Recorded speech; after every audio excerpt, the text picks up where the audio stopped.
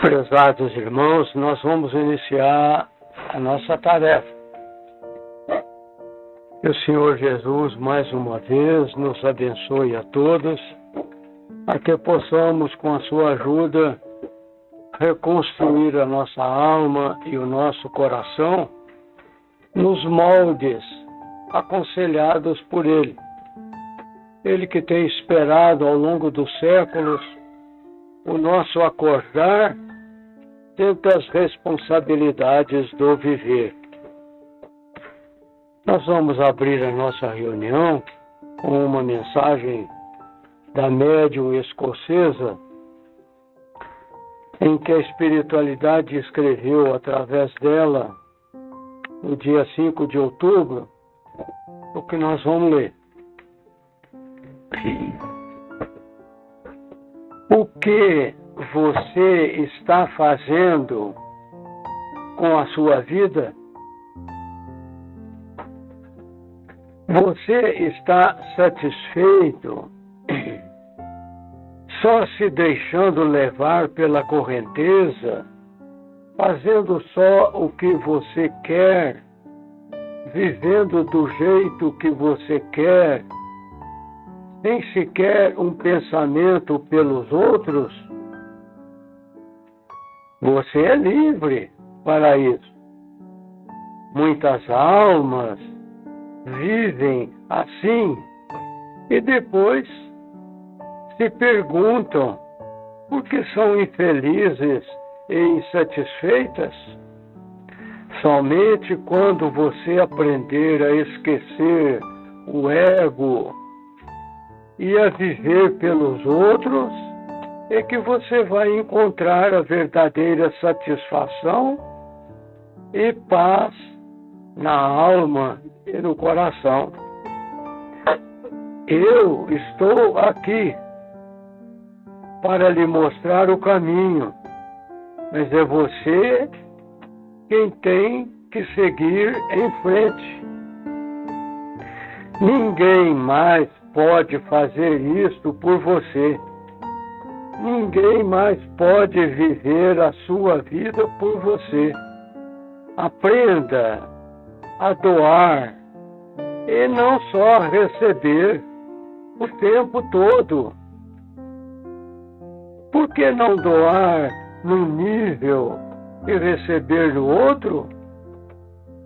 A vida é um caminho de duas direções. Um constante doar e receber. Você não pode viver só para si mesmo e encontrar verdadeira alegria e satisfação na vida. Viva para o todo, doe para o todo e seja inteiro. Ellen Cade. A meditação de nós todos, acreditando e agradecendo sobremaneira as oportunidades que a gente tem tido de estar reunidos, 1, 2, 3, algumas vezes por semana, porque isso facilita a nossa caminhada. Nós nos distraímos facilmente no caminho com qualquer coisa. E é preciso que a gente frequente as lições que repetidamente estão nos alertando. É o Senhor presente na nossa caminhada quando afirmou: eu não vos deixarei órfãos. É sobre todos os aspectos. É no acordamento de nós, é no apoio aos nossos projetos, é a presença na nossa caminhada, no administrar os negócios, a família, a vida, a saúde do corpo e da alma. Enfim, com doutrina espírita, houve assim um acender de luzes dentro de nós. Nós vivíamos ignorando tudo todos, até nós mesmos. Eu não sabíamos até ontem, quando surgiu o Consolador, quem nós éramos. De onde que a gente veio? Quando começamos? Vamos terminar? Não. É infinito. O viver e caminhar. Não existe mais limite. Como não existe mais limite a que avancemos no conhecimento das leis que presidem a nossa vida, o nosso planetinha, o sistema solar de quinta grandeza, as leis que presidem os outros sistemas. E nós vamos avançando nesse horizonte sem fim. Como eu imagino que seja sem fim o conhecer. Tá?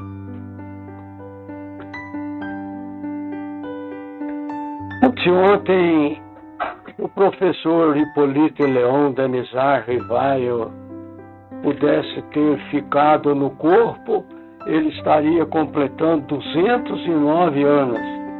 Mas é da lei que a gente busque outros corpos, outras roupas, outras oportunidades, outras tarefas e outros todos que tais que enriqueçam a nossa alma de experiência e capacitação a que sejamos aproveitados na redenção e na fermentação de todo o povo nas suas ideias.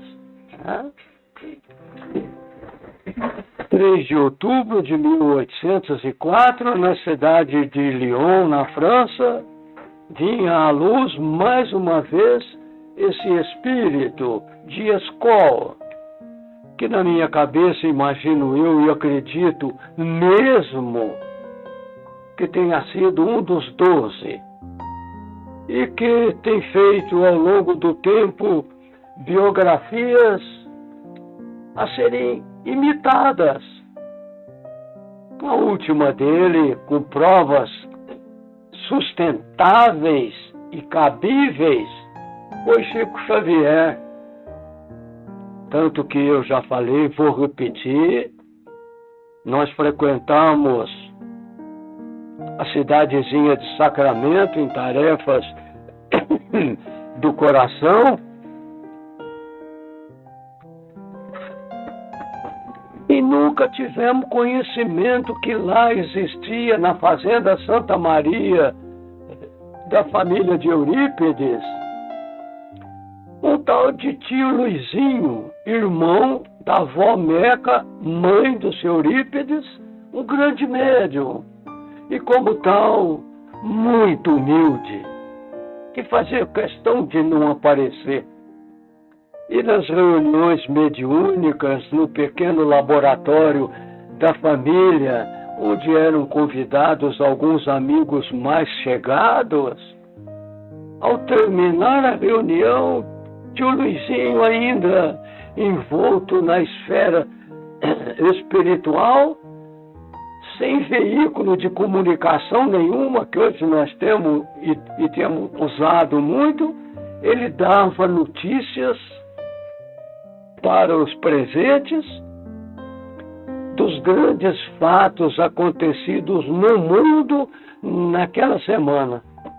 Olha que o Espiritismo apronta a gente quando a gente faz por merecê-lo, conquistando, porque entra aí essa questão. Mas no dia 2 de abril de 1910, ao acender as luzes, um pouco antes da reunião que ia terminando, o tio Luizinho vira para o grupo e diz assim: acaba de reencarnar numa cidadezinha de Minas, não falou nem o nome, o professor Hipólito Leão Danizar Rivaio. Gente, isso aqui pra gente, pra mim é lei. para mim é postulado, é fato. E em cima de fato, a doutrina tem trabalhado a nossa incredulidade, construindo no íntimo de cada um de nós a fé, que tem que caminhar dentro da lógica e do raciocínio. Porque é uma mentira eu afirmar que acredito se eu não entendo. Fé é algo dentro da lógica e do raciocínio. E consta a notícia que chegou para nós, que para mim foi uma das maiores dos últimos dias. Né? O tio Luizinho, nas reuniões semanais sucessivas, continuou dando notícias do menino que havia renascido no dia 2 de abril de 1910, Chico Xavier em Pedro Leopoldo. Então a gente começa a perceber que existem forças imponderáveis ainda administrando a nossa caminhada, o nosso viver, a fragilidade das nossas buscas. Quanto cada um de nós tem compreendido e entendido das leis quando o nosso corpo está dormindo. Vocês têm dúvida disso? O sonho que o corpo registra, às vezes com deformações, é uma realidade da nossa alma que está presa no corpo e anseia que ele durma para a gente sair. Encontrar gente, encontrar pessoas, abraçar, participar de reuniões, receber instruções que são levadas depois para aqueles que não sonharam aquele sonho ainda. Olha como que as atividades da nossa alma nos ficam presas só ao acordar dos olhos e dos ouvidos. Tem muito mais coisa acontecendo nesse trabalho gigantesco do Mestre em benefício de cada um de nós. O tempo não espera, mas o Senhor pacientemente vem trabalhando a nossa alma ao longo dos séculos. E ao longo dos séculos, num crescimento muito vagaroso, mas dentro do nosso possível, nós vamos acordando. E o acordamento que o Consolador trouxe, meu Deus, eu não diria que fosse um acordamento maior de que quando o Senhor veio à Terra, porque com a vinda dele houve a maior revolução acontecida na história do planeta. Mas nós podemos dizer que a outra segundo acontecimento foi o surgimento consolador. Ele prometeu e mandou. E o professor Hippolyte, que depois até deixou de ser Hippolyte para ser Allan Kardec, ele sumiu da história. O professor desapareceu para aparecer o codificador, o missionário, o mestre dos dias mais recentes, que veio e materializou em livros as lições dos espíritos superiores, dizendo com palavras do Dr. Tomás Novelino, superioríssimos, né? Ensinamentos materializados no livro, a que cada um de nós tivesse disponibilizado todo esse material útil, necessário, indispensável mesmo, a que a gente seja feliz. O Consolador, composto de 5 livros básicos e mais obras póstumas, 6. O Livro dos Espíritos, surgido em 18 de abril de 1857, seguido pelo Livro dos Médiuns, que ensina cada um de nós, ou grupo, a trabalhar com a espiritualidade, organizando reuniões maiores, como a do Dr. Alonso, lá com 1.000 pessoas na quinta-feira, 1.500, ou a reuniãozinha singela dentro de casa com os familiares, hoje mais que ontem, tendo médium disponível em todas as famílias. Esse é um aspecto que eu tenho gritado. E a mediunidade no seio da família, quando não trabalhada, porque é responsabilidade assumida, é negócio feito antes da reencarnação no projeto da vida atual, que a gente se trabalhe esse instrumento, que todo ele em todos os lugares veio para trabalhar em benefício do bem comum, que quando não trabalhada a mediunidade gera problemas. A consciência cobra, a doença chega, a água bate no nariz, você fica sem respirar, então surge o estresse, surge a inapetência, surge a insônia, surge medos infundados, falta do trabalho da mediunidade. E esse trabalho independe de grupo religioso, porque a mediunidade faz parte do ser humano. Onde tem um ser humano, tem mediunidade, que quando não trabalhada gera problema, e que quando usada em benefício do bem, enriquece a nossa alma de tudo que a gente possa imaginar. Instrumento que está instalado em todos os grupos hoje. Temos notícias aí no mundo. Essa médium, eu não sei se é espírita, se é católica, para mim é uma evangélica. Mas muitas vezes, hoje eu quase falei, Emmanuel, depois que eu terminei de ler, porque a similitude e a essência da mensagem parece que é uma fonte só que inspira. O Mestre inconfundível de nossas almas, Nosso Senhor Jesus Cristo, trabalhando todos os grupos, todas as cabeças, toda a humanidade, sob a sua responsabilidade diante do Pai Celestial.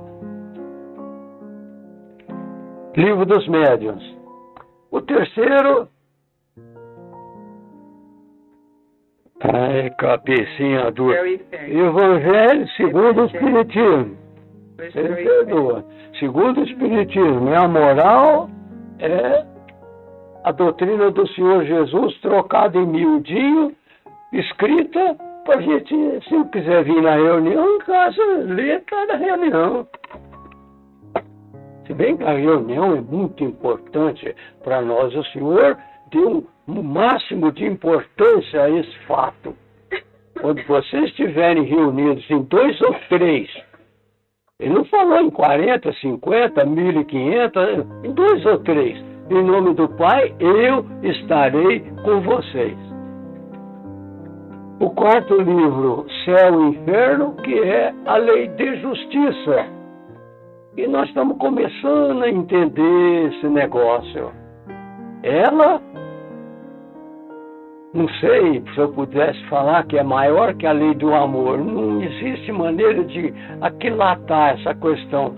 Mas ela bloqueia. A lei de justiça bloqueia o grande amor do Pai para conosco. Porque na nossa dor ele deva verter lágrimas e não podemos fazer nada. Por quê? Se eu estou sofrendo, é porque eu mereci, eu plantei, estou colhendo. O Senhor Jesus afirmou, planta e colhe. Então, acima do amor do Pai, existe a lei de justiça, que tem que ser obedecida. Cada um recebendo o que tenha plantado, cada um colhendo de acordo com a sementeira e dentro dos próprios fatos merecedores do seu próprio viver. Então, justiça divina, o quarto livro do Consolador. E o quinto, a Gênese, que é a origem. Algumas pinceladas que os Espíritos deram a respeito da... Quando surgiu a Terra, quando formou-se, como formou-se, onde que estava a matéria-prima para ela se conduzir, quem que conduziu esse trabalho? O Senhor Jesus afirma certa feita para o pequeno grupo, para o pequeno colegiado dos 12, que antes que a Terra fosse, eu sou. Imagine a idade desse personagem.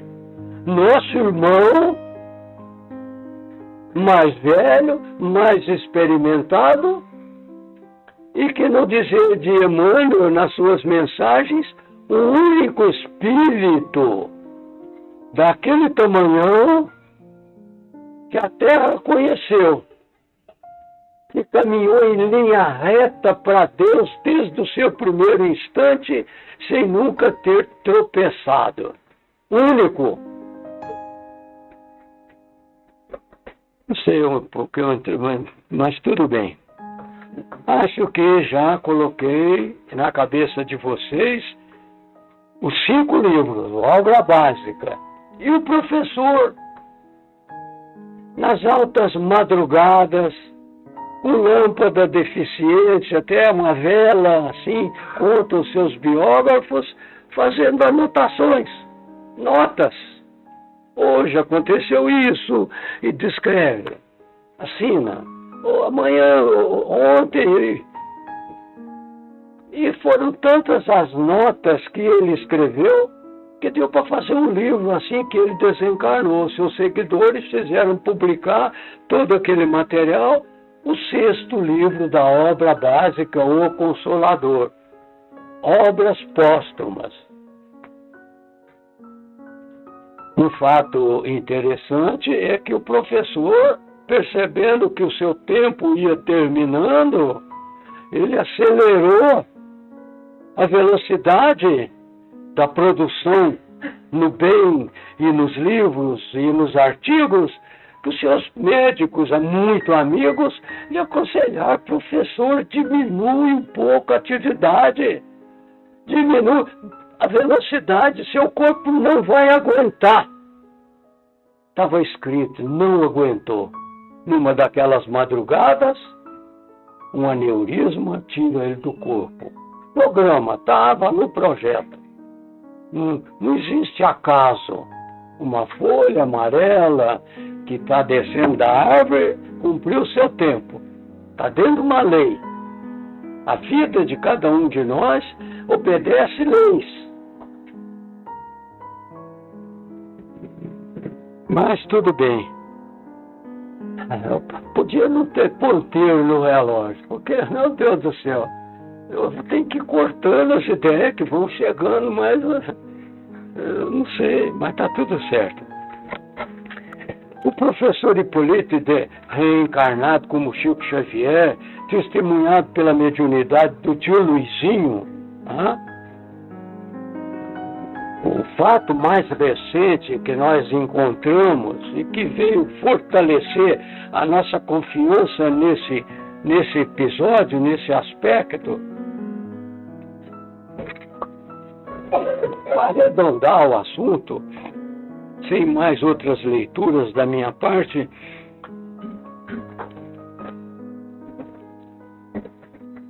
eu vou contar 2 fatos. Nas idas e vindas em Uberaba, em que a gente levava muita gente de Franca para conhecer Chico, e lá aquela tensão, aquela amizade, aquele vínculo que ia se fortalecendo. Depois da grande reunião, nós íamos para a casa do Chico tomar um lanche, às vezes levava meus meninos. E dias de frio, ele arrumava cobertura, acomodava os meninos na perua e despedia e ficava no portãozinho até a gente virar a esquina, banando aquela mão e a gente arrepiado. Era um banho de energia. Mas numa daquelas noites, naquelas madrugadas, e essa ficou inesquecível, nós estávamos umas 8 ou 9 pessoas, gente que está procurando, que está raciocinando, que está estudando, que está buscando prova, o São Tomézão todo reencarnado, né? E na despedida no portãozinho, o Djalvo Braga, conhecido de alguns de vocês, foi dono do Café Ferrante, um grande espírito, amigo nosso, conhecedor, trabalhador. Na despedida ali, o Chico estava assim, já tinha abraçado todo mundo, o Djalvo pega no braço do Chico e balança assim e fala: Chico, olhando no olho dele, e o Kardec? Como quem diz, cadê o homem? Cadê as mensagens? Eu imagino que ele estava pensando, o Djalvo Braga, se não está vindo mensagem do Kardec por você, vai vir por quem? Onde que está o personagem? Mas ficou um minuto assim, de silêncio, todo mundo naquela expectativa, e o Chico desajeitado, não sabia. Aí de repente o Chico, acho que pegou coragem e falou com ele assim: quando os amigos perceberem, ele deverá ter ido. E fez assim, como quem diz, eu sou o próprio, mas eu tenho que ficar apagado, porque senão eu não suporto. Sem aparecer. Você se imagina se em 1959, quando ele mudou para Uberaba, deixando as responsabilidades em Pedro Leopoldo nas mãos de alguém que conquistou a nossa alma, que foi o Zé Paulo Virgílio Pretinho, um grande médium, né? Que trabalhou com o Chico 40 anos em Pedro Leopoldo.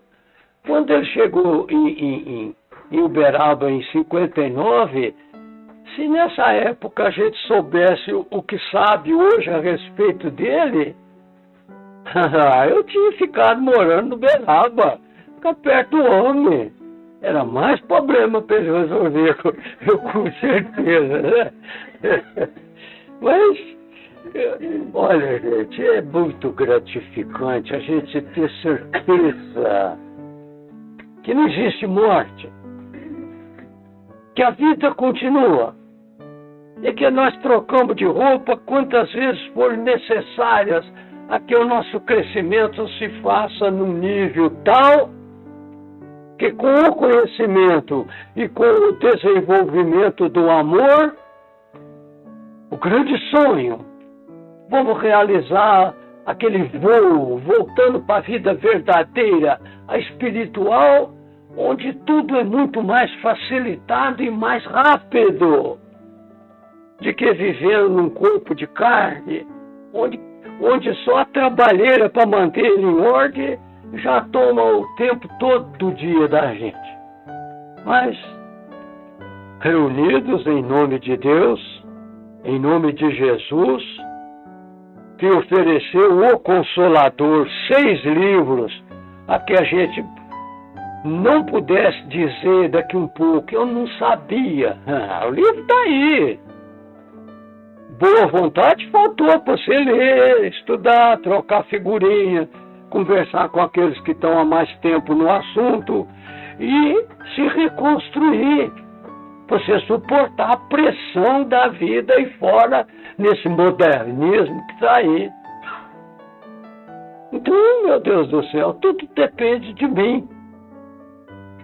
Vocês acham que eu estou aqui faz quase 50 anos, abrindo reunião, gritando essas coisas? Por quê? Porque eu preciso dormir. E se eu não cumpro a obrigação que eu assumi antes de vir, de continuar jogando o assunto na cabeça do povo, imagina, velho, sem dormir, quem que aguenta? Então eu estou pagando preço. E cada um, com certeza, está pagando o seu preço. De sair daqui em paz, às vezes nem entendendo o que aconteceu lá por dentro. Deus é tão bom que não precisa você entender, basta que você sinta. Né? Eu estou feliz, mas como é que eu explico? Eu estou feliz. Chega, basta, não tem que explicar. Viva a felicidade. Você participou da reunião, você abraçou gente, você sorriu para os companheiros, você ofereceu solidariedade. Meu Deus do céu, você sai daqui carregado de energias positivas. E cada dia a espiritualidade coloca alguma coisa para o São Tomé acreditar. Eu já falei há alguns dias, já repeti em muitas reuniões, e vou repetir mais uma vez para encerrar esse assunto. Uma senhora amiga da família, que o menininho de 4 anos não estava dormindo porque tem mediunidade dentro do lar, não é católico, não é espírita, não entende. O menino não está dormindo. Remédio, acostumou com remédio, continuou não dormindo. O menino brincava 24 horas por dia com os espíritos desencarnados, geralmente crianças, com certeza. E aí alguém da família ali lhe aconselhou, leva lá, vai tirar um floral, né? Toma um passe na Nova Era. E a senhora trouxe o menino. Foi um dos últimos a ser atendido no tirar os florais, né? E quando o menininho ia saindo, pegando na mão da mãe, vira para trás assim, fala para a mãe assim, nossa mamãe, quanta gente. Ué, esses foram os últimos dois a sair encarnado da porta. Onde que está essa gente? A espiritualidade que vem, que vive, que trabalha, que socorre e que depende, como eu, da reunião. Uma multidão de espíritos nos centros espíritas bem orientados, né? Trabalhando, servindo, se socorrendo, participando. Uma criança de 4 anos, meu Deus do céu, deu um testemunho que para quem tem orelha para escutar e cabeça para pensar, tira conclusões maravilhosas. Quando nós nos reunimos em 100 criaturas, eu imagino que tenha 500 desencarnados. No Alonso, com 1.500, tem 4.500 espíritos que foram levados, outros foram espontaneamente. Todo mundo está procurando Jesus. Isso não para, jamais. E que Ele continue derramando em cada coração sua bênção de paz, sua bênção de paz.